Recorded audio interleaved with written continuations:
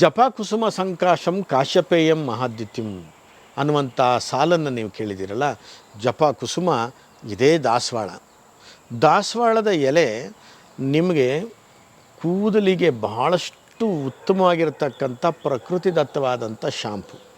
ಒಂದು ಒಳ್ಳೆ ಲೋಳೆ ಥರ ಬರುತ್ತೆ ಇದು ಅರೆದ್ರೆ. ಈ ಒಂದು 5 ಎಲೆ ದಾಸವಾಳದ ಎಲೆ, 5 ದಾಸವಾಳದ ಹೂವು.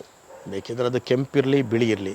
ಬಿಳಿ ದಾಸವಾಳ ಸ್ವಲ್ಪ ಒಳ್ಳೆಯದು ಅಂತಾರೆ, ಬಟ್ 2 ಯಾವುದೇ ದಾಸವಾಳ ಇರಲಿ, ಈ ದಾಸವಾಳದ ಎಲೆ ಮತ್ತು ಹೂಗಳನ್ನು ಅರೆದು ನೀವು ಕೂದಲಿಗೆ ಪೇಸ್ಟ್ ಮಾಡಿ ಹಾಕ್ಕೊಳ್ಳಿ. ಸ್ನಾನವನ್ನು ಮಾಡಿ ನಿಮ್ಮ ಕೂದಲು ಶೈನಿಂಗ್ ಬರುತ್ತೆ. ಜೊತೆಯಲ್ಲಿ ಬೇಗ ನೆರೆ ಆಗ್ತಕ್ಕಂಥ ಅಂದರೆ ಬಾಲನೆರೆ ಆಗ್ತಕ್ಕಂಥದ್ದನ್ನು ತಡೀತದೆ. ಯಾವಾಗಲೂ ಮಾಡೋಕ್ಕಾಗೋದಿಲ್ಲ ಸ್ವಾಮಿ ಅಂತ ಅಂದವರು ನೀವು ಇದೇ ಎಲೆಯನ್ನು ಎಣ್ಣೆ ಮಾಡಿ ಇಟ್ಕೊಳ್ತಕ್ಕಂಥದ್ದು ಕೂಡ ನಾವು ಕಾಣ್ತೇವೆ. ನಿಮಗೆ ನಾನು ಈ ಎಣ್ಣೆಯನ್ನು ಮಾಡಿಕೊಟ್ಟಿದ್ದೇನೆ, ಆಯುರ್ಕೇಶ್ ಅನ್ನುವಂಥ ಆಯಿಲು.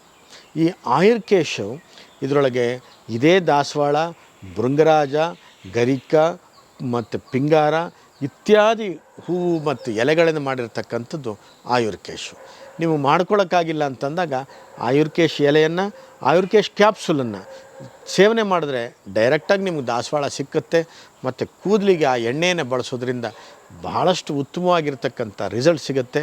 ಇನ್ನು ಇದನ್ನು ಬಳಸಿದ್ರ ಜೊತೆಯಲ್ಲಿ ಮತ್ತು ಲೋಳೆ ಸರ ಅಂದರೆ ಅಲೋವೆರಾ ಅದನ್ನು ಸೇರಿಸಿ ಮಾಡಿರ್ತಕ್ಕಂಥದ್ದು ಒಂದು ಶಾಂಪೂ ಇದೆ, ಅದು ಕೂಡ ಆಯುರ್ಕೇಶ್ ಅಂತ ಹೆಸರಿದೆ.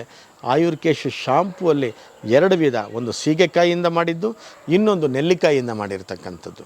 ನೆಲ್ಲಿಕಾಯಿಯಿಂದ ಮಾಡಿರ್ತಕ್ಕಂಥದ್ದು ಕೂದಲು ಉದುರೋದನ್ನು ನಿಲ್ಲಿಸುತ್ತೆ, ಸೀಗೆಕಾಯಿಯಿಂದ ಮಾಡಿರ್ತಕ್ಕಂಥದ್ದು ಡ್ಯಾಂಡ್ರಫನ್ನು ನಿಲ್ಲಿಸುತ್ತೆ. ಒಟ್ಟಿನಲ್ಲಿ ದಾಸವಾಳ, ನೆಲ್ಲಿಕಾಯಿ, ಭೃಂಗರಾಜ ಹಾಕಿ ಮಾಡಿರ್ತಕ್ಕಂಥ ಆಯುರ್ಕೇಶ್ ಎಣ್ಣೆ ಮತ್ತು ಶಾಂಪನ್ನು ಮರಿಬೇಡಿ. ನೀವು ಕೂಡ ಡೈರೆಕ್ಟಾಗಿ ಈ ಎಲೆ ಸಿಕ್ಕಿದ್ರೆ ಅದನ್ನು ಅರೆದು ತಲೆ ಕೂದಲಿಗೆ ಪ್ಯಾಕ್ ಹಾಕ್ಕೊಳ್ಳಿ. ನಿಮ್ಮ ಕೂದಲು ಸಂರಕ್ಷಣೆ ಆಗುತ್ತೆ.